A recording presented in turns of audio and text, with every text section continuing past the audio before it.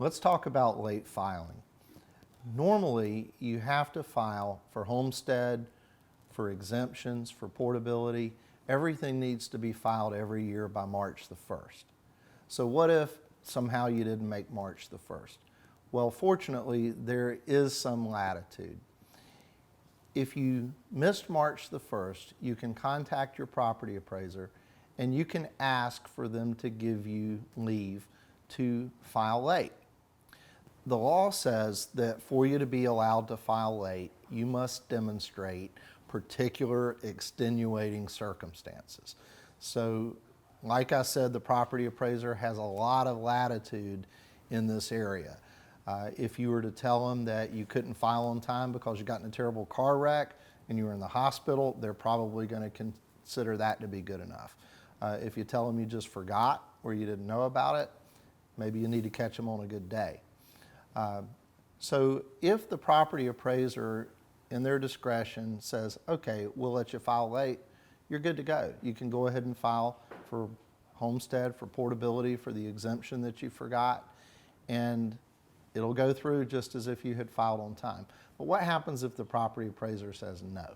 Well, like we've said before, if mom says no, you can always ask grandma. So who's grandma? That's what we call the value adjustment board. The value adjustment board has the ability to overrule the property appraiser. So the way you would proceed with that is if the property appraiser says no, you're going to need to wait until about the month of August, and that's when value adjustment board season really gets going. You're going to file a petition using the DR 486 form to the value adjustment board. You'll have to pay a fee. It's about $15. And basically you're just going to say on the form, I asked to be able to file late and the property appraiser said no, and I believe that I have particular extenuating circumstances and I should be allowed to file late. So you'll submit your petition and see what the value adjustment board or special magistrate does. Many times they will have a little bit more mercy on you than the property appraiser did. Now, one other thing that I want to mention is everybody takes the most seriously the filing date for the DR 501, the basic application for homestead.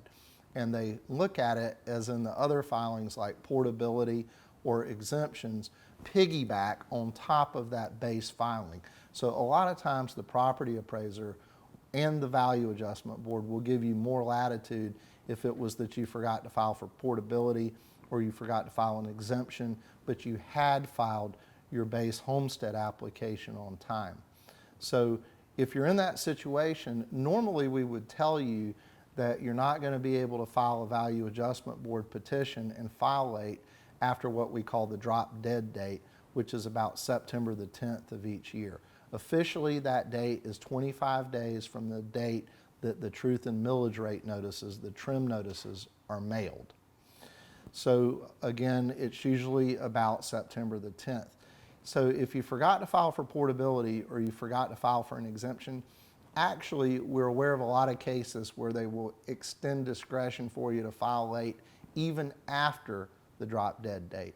The tax rolls get certified on October the 31st. So after that, if they were to let you file late, they'd actually have to give you a refund check, and that's unlikely.